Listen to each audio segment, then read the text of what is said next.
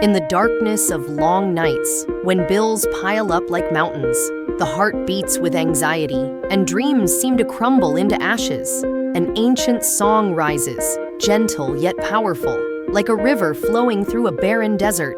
Psalm 103 is not mere poetry, but the breath of God, carrying the power to heal every wound from physical pain to hidden shame, from suffocating poverty to silent despair. When you lift your voice in praise, though your lips tremble and your heart is broken, heaven leans down, chains shatter, and a gate of hope swings open. This is not just a story of faith, it is the secret of transformation, waiting for you to discover. Beneath the fading dawn through the window, in the small kitchen where the scent of old coffee lingers, a new day begins, but not every day brings hope. Bills stack high on the table. The phone rings with unwelcome news, or the dull ache in your bones reminds you that time marches on.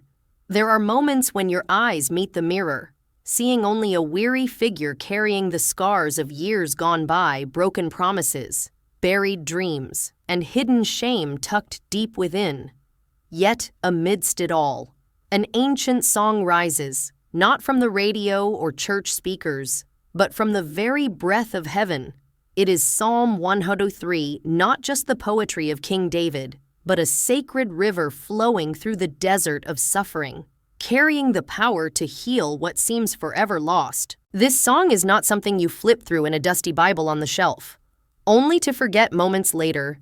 It is medicine, a light piercing through the cracks of the walls you've built to hide your pain. It whispers to the long nights when sleep is stolen by worries about money, health, or fading relationships. Psalm 103 doesn't just speak of healing a fever or a headache. It touches deeper ailments: the fear of opening a bank letter, the knot in your stomach when you think of the future, or the emptiness of looking back at years gone by with nothing but regret.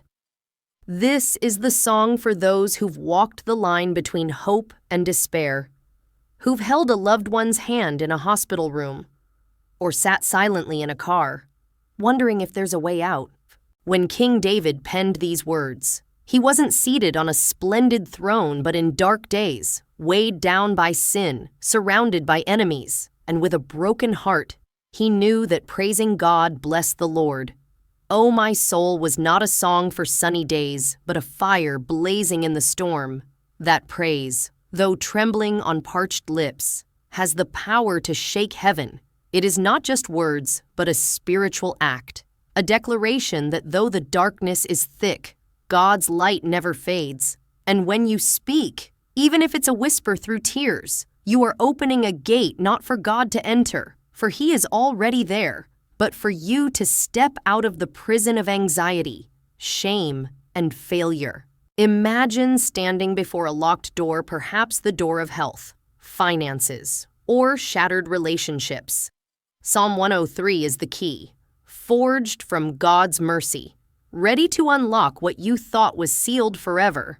It doesn't promise an instant miracle, but it offers an invitation: set down your burden, even for a moment, and let your soul touch the river of healing.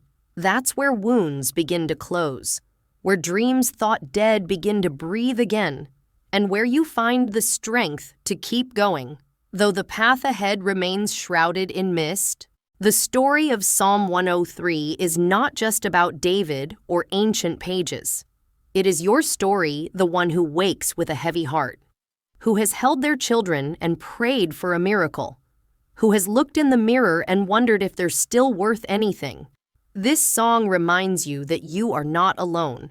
There is one who has seen every tear, counted every weary step, and is still waiting to place a crown of mercy on your head. But to receive it, you must speak not with a perfect voice, but with a soul daring to believe that God is still listening. And so, from that small kitchen, amidst the bills and cold coffee, the journey begins, a journey not just to heal the body, but to restore the soul, to find light in the darkest days. Psalm 103 is calling you, not with empty words, but with the power of an eternal promise: bless the Lord, O my soul, and all that is within me. Bless his holy name. Will you step into that river, or will you let it flow by, never daring to touch it? From the small kitchen, where a cold cup of coffee sits and bills lie still like silent reminders, a call echoes not from the world, but from the sacred river of Psalm 103, the cry. Bless the Lord, O my soul, is not just a song sung on warm, sunny days. It is a fire blazing in the storm, a sharp sword cutting through the darkness of anxiety, illness, and failure. It is not the faint whisper of a broken heart, but the roar of a spiritual warrior, standing firm though the ground beneath crumbles. Praise, in the darkest moments, is not just an act of faith, it is warfare, a declaration that though the world may rage, the name of the Lord remains an eternal refuge. Praise does not come easily. When bills stack higher than hope, when pain gnaws at the body, or when the scars of the past whisper that you are unworthy, lifting a voice in praise feels like hoisting a heavy stone with trembling hands. But in that moment, when you choose to say, "Bless the Lord," though your voice falters, heaven leans down. Those words are not mere sound, they are a key unlocking gates the world has bolted shut, a wind scattering the fog of despair. King David, who penned Psalm 103, understood this. He did not praise from a glorious throne but from dark valleys, where sin weighed heavy and enemies lurked. He knew that praise is not a reward for easy days, but a bridge from suffering to destiny, from brokenness to healing. Let me tell you about Evelyn, a woman I met at a small gathering in an old church, where wooden pews creaked and pale golden light slipped through the windows. Evelyn, with silver hair and eyes bearing the marks of long years, once sat quietly in the corner, her frail hands clutching a worn Bible. One evening, as others shared their burdens, she spoke, her voice trembling yet resolute. 2 years earlier, she had lost her job after 30 years with a small company. Her husband passed away from heart disease, leaving her with mounting medical debts and an empty house, where every corner echoed memories. Night after night, Evelyn sat at her kitchen table, staring at bills and wondering if she had the strength to go on. But one night, as tears fell onto an open Bible, she read Psalm 103, "Bless the Lord, O my soul, and all that is within me. Bless his holy name." From somewhere deep within, she began to whisper those words, then sing. Though her voice was off-key and her heart heavy, she felt no instant miracle. But each night, she repeated it not for feelings, but because her soul remembered that God still reigned. The miracle came, not in a blinding flash, but like water slowly seeping into parched earth. Evelyn began to receive help. A neighbor brought meals. An old friend called and connected her with a part-time job. But more than that, she found an unexplainable peace, as if her heart had learned to breathe again. Praise, she told us, didn't erase the bills or the pain, but it built a bridge from the darkness of loss to the light of hope. When I praise, she smiled, her eyes sparkling, I feel I'm no longer fighting alone. Evelyn's story is not an exception. The power of praise lies in that it doesn't require you to be strong, perfect, or have all the answers. It only asks that you dare to speak, whether a whisper through tears or an off-key song in an empty room. When you praise, you're not just honoring God, you're sending a message to the darkness. You think I've fallen, but I still have a song. And that song, however small, has the power to shake invisible walls of anxiety, poverty, shame. It calls angels to your side, softens the air in a stifling home, and opens doors no one, not even you, thought possible. Praise is not a denial of suffering. It doesn't ask you to pretend everything is fine. Instead, it is an act of courage, a declaration that though the world roars, the Lord's name is an eternal refuge. When you say, "Bless the Lord," You are sowing seeds of healing, provision, hope. You may not see them sprout immediately, but under God's hand, they will grow, turning the graveyard of suffering into a vibrant garden. And as you stand there, amidst bills, pain, and heavy memories, you'll realize that praise is not just a song, it is the key to the next chapter of your story, where heaven responds and the impossible becomes possible. But this journey doesn't end in the kitchen or those long nights. Psalm 103 carries a deeper promise of forgiveness and healing, not just for the body, but for the deepest wounds of the soul. Will you dare to step forward, carrying your song, to discover that power? From the small kitchen, where Evelyn's "Bless the Lord" sowed seeds of hope, the sacred river of Psalm 103 continues to flow, carrying a deeper promise. He forgives all your sins and heals all your diseases. These words are not just ink on ancient pages, but the pulse of mercy, seeping into the darkest corners of the soul where invisible scars hurt more than aching bones, where bills not only weigh down wallets but choke dreams. In the long nights, when the ticking clock counts down hope, this promise rings out, not as a distant song, but as a gentle hand soothing wounds you thought would never heal. God's forgiveness, written in Psalm 103, is not a half-hearted gift. It doesn't pick and choose which sins are worthy of pardon. The lies you told in desperation, the moments you turned away from yourself, the hidden hatred beneath a forced smile, or the mornings you woke with shame weighing heavy, all are forgiven. Not because you deserve it, but because God's mercy is vaster than the ocean. He doesn't sit there, flipping through an old ledger to remind you of your mistakes.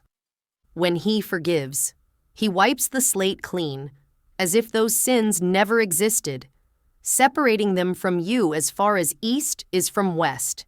And in that forgiveness, a door opens a door to healing, not just for the soul, but for all that you thought was broken forever. Healing. In the promise of Psalm 103 is not just a pill to ease a fever or a doctor's hand to soothe pain. It is a cool stream flowing through the deserts of anxiety, poverty, and hurt. There are diseases without names, invisible on x-rays, but they gnaw at you daily, the knot in your stomach when opening a bank letter, the sigh when staring at an empty fridge, or the emptiness when loved ones drift away. Poverty, in the eyes of Psalm 103, is not just a number in your bank account, but a spiritual wound, convincing you that lack is your destiny, that dreams are a luxury you can't afford. But God, the healer, doesn't just provide bread for the body. He fills your soul with hope, sparks new ideas, and opens paths you never saw.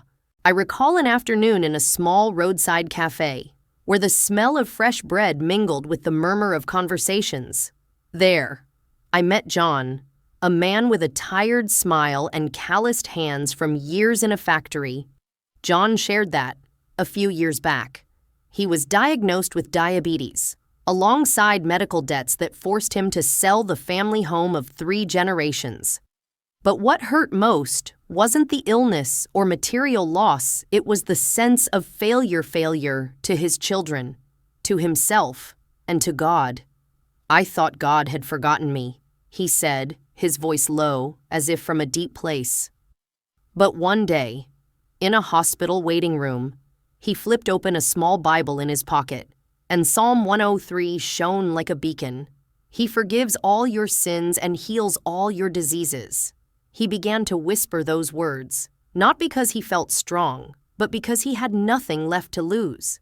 The miracle didn't come like a whirlwind. It arrived slowly, like dawn creeping through fog. John found a volunteer doctor who helped manage his condition at low cost. An old friend, long out of touch, appeared and offered a part-time job. But above all, he found peace not because every problem vanished, but because he realized God was healing not just his body, but stitching together the fragments of his soul. I thought poverty and illness were the end, John said, his eyes glinting. But when I let God touch the wounds I hid, I felt myself come alive again. The healing of Psalm 103 isn't always a blinding light or an instant miracle. Sometimes, it's a slow dance, a process you only recognize in hindsight. God might heal bitterness first, giving you strength to face the storm. He might restore the dignity you lost before providing medicine for the body. But always, He heals not just cancer or migraines, but painful memories, buried dreams, and the belief that you're no longer worthy of love. And as you stand there, amidst bills, pain, and tears, you'll see that forgiveness and healing are not just promises, they are reality, waiting for you to embrace. But the river of Psalm 103 doesn't stop. It flows on, carrying another promise of redemption and a crown of mercy, ready to be placed on your head. Will you dare to let this river carry you, to discover what awaits in quiet moments, when the faint glow of streetlights filters through the window and the ticking clock counts the rhythm of years gone by? Psalm 103 resounds with a promise that transcends forgiveness and healing. He redeems your life from destruction and crowns you with loving kindness and tender mercies. These words are not mere ink on a page, but a breeze blowing through the ashes of shattered dreams, a hand pulling you up from the pits of addiction, failure, and shame. God's redemption is not just about fixing what is broken, it is the art of turning fragments into masterpieces, a whisper that no matter how far you've wandered, there is still a path home, and on that path, God does not leave you empty-handed. He places a crown upon your head, not of gold or silver, but of mercy, shining brighter than any jewel, more enduring than any throne. The redemption in Psalm 103 does not discriminate. It does not count the times you've fallen, tally the scars you bear, or note the doors you've closed on yourself. It reaches the places you dare not face, the nights you hid behind a forced smile, the days you looked in the mirror and saw only a failure, the moments you told yourself you were no longer worthy. But God, the Redeemer, does not stand at a distance. Judging, He steps into your darkness, gathers the fragments of the story you wanted to burn, and rewrites it with grace. He does not merely pull you from destruction, He lifts you up, wipes away the dust of the past, and places upon your head a crown of mercy, as if to say, "You are still mine, and I still have plans for you." I once knew two people who, at first glance, seemed to walk opposite paths, yet their stories intertwined in the same river of redemption. Maria, a single mother, lived in cramped apartments where the cries of children mingled with the arguments of neighbors. After a broken marriage, she fell into addiction not to escape, but because she didn't know how to face the feeling that she had failed her children. Each day, she stood before the mirror, seeing a woman she no longer recognized, carrying a shame heavier than the stack of bills. But one morning, in a rehabilitation center, a volunteer handed her a small Bible, open to Psalm 103. "He redeems your life from destruction," she read, and for the first time, a spark pierced the fog. Maria began whispering those words daily, not because she believed them instantly, but because she needed something to cling to. Slowly, she found the strength to leave the center, take a job at a local bakery, and rebuild her relationship with her children. "I thought I was trash," she said, her voice breaking, "but God placed a crown on my head, and I began to believe I was worth something." Across the city lived Robert, a former bank executive who once sat in lavish offices where chandeliers gleamed on polished wooden desks. But a single bad business decision cost him everything: his company, his reputation, and his family's respect. He turned to bottles of liquor, not out of addiction, but because he couldn't bear the sense that he had lost himself. One night, sitting alone in a rundown rented apartment, He stumbled upon a radio sermon mentioning Psalm 103. "He crowns you with loving kindness," the voice declared. And something in him broke open. Robert began reading Psalm 103 every morning, not to reclaim his status, but to rediscover his dignity. He apologized to his son, started working as a freelance financial advisor, and slowly rebuilt broken relationships. "I thought I was just a relic of the past," he said, his eyes glinting. "But God gave me a crown, and I realized I could still stand." Maria and Robert, a struggling mother and a fallen executive, seemed worlds apart, yet both were lifted from their depths by the same redemptive hand. Both wore invisible crowns, not because they were perfect, but because God's mercy does not discriminate. This crown does not fade with time, cannot be taken by the world, and does not depend on what you have or haven't done. It is a reminder that you are not the sum of your mistakes, but a testament to redemption, a story God is still writing. No matter how many valleys you've crossed, the redemption and crown of Psalm 103 are not just promises for Maria or Robert. They are an invitation to you, the one who has stood before closed doors, carried scars no one sees, or told yourself you've gone too far to be loved. But the river of Psalm 103 still flows, carrying one final promise, satisfaction, and renewal. Like the wings of an eagle soaring above the storm, will you dare to accept that crown and step forward to discover the wonders awaiting you? Beneath the fading sunset, as the last rays of day flicker through the trees and the chirping of birds blends with the weary breath of a long day, Psalm 103 concludes its journey with a radiant promise. He satisfies your mouth with good things, so that your youth is renewed like the eagle's. These words are not a vague melody echoing in a church, but a cool stream flowing through the parched fields of the soul where dreams once withered, where hope was buried under bills, pain, and heavy memories. This is not merely a promise of a full meal, but a deeper nourishment, filling the voids of anxiety, rekindling the flame of purpose, and restoring wings to those who thought they'd forgotten how to fly. God's satisfaction is unlike what the world offers, not fleeting promises or temporary fixes. He does not merely place bread on the table. He fills your heart with peace when the phone rings with unwelcome news. He grants joy that does not tremble before dark days and wisdom that resonates amid the noise of bills and responsibilities. He sparks new ideas, a small job, an unexpected call, or a path you hadn't seen to lead you from scarcity to abundance. But above all, he nurtures the dreams you buried, revives the purpose you thought lost, and whispers that it is never too late to begin again. I recall an evening in a small park, where weathered wooden benches stood silently under oak trees. There, I met Sarah, a retired teacher who had spent her life teaching students about literature but now felt adrift in her retirement after losing her spouse to cancer. Sarah lived in a small apartment, each corner reminding her of happier days gone by. "I feel like I'm just existing," she said, clutching a worn book of poetry. But one day, while attending a prayer group at the local library, Sarah heard about Psalm 103. "He satisfies your mouth with good things," she read, and something within her stirred.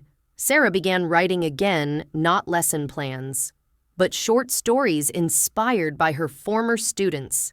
She shared them with the group, and soon, a local publisher offered to print a small collection. I thought my youth was gone. Sarah smiled, but God gave me new wings, and I find myself soaring, even if only through pages. Sarah's story is not unique. In another town, I met James, a plumber with calloused hands and a heart scarred by years of struggle. After years of working to pay off debts, James felt his life was a meaningless cycle: work, pay bills, work again. But one morning, sitting in his old truck, listening to a radio sermon about Psalm 103, he paused. "Your youth is renewed like the eagle's," the voice proclaimed, and a small flame ignited within him. James began praying, not for instant debt relief, but for meaning soon. He volunteered to teach repair skills to youth at a community center, and in their bright eyes, he found a joy he thought was lost. "I'm not young anymore," he chuckled, "but I feel alive again, like God gave me a new heart." Sarah and James, a retired teacher and a plumber, both found satisfaction and renewal through Psalm 103, not by erasing their hardships, but by letting God fill their voids. The eagle in the Psalms' promise is not just a symbol of strength, but of renewal, a bird that sheds old feathers, soars through storms, and finds new vigor. God does not promise to restore your 20s, but He grants a new spirit, a new hope, and a purpose unbound by the numbers on a calendar. The journey through the river of Psalm 103 from praise, forgiveness, healing, to redemption and satisfaction is not just the story of Evelyn, John, Maria, Sarah, or James.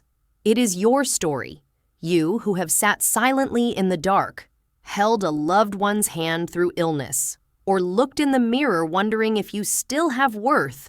Now, as the sunset falls, rise, sing praise, even if your voice trembles.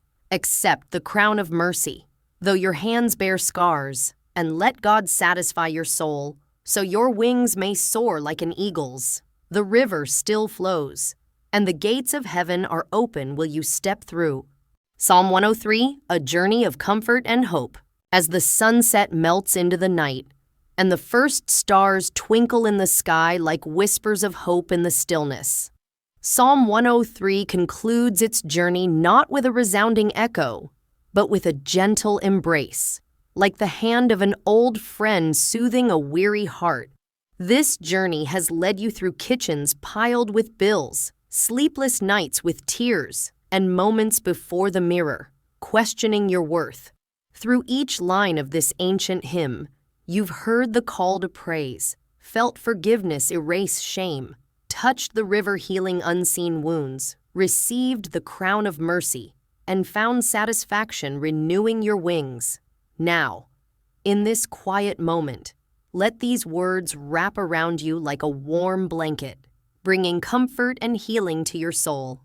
The journey of Psalm 103 does not promise to dispel every storm overnight or restore lost years, but it reminds you that, no matter how thick the darkness, God is still writing your story, line by line, chapter by chapter, with the hand of mercy. When you sing praise amid gloomy days, as Evelyn did in her empty kitchen, you sow seeds of hope.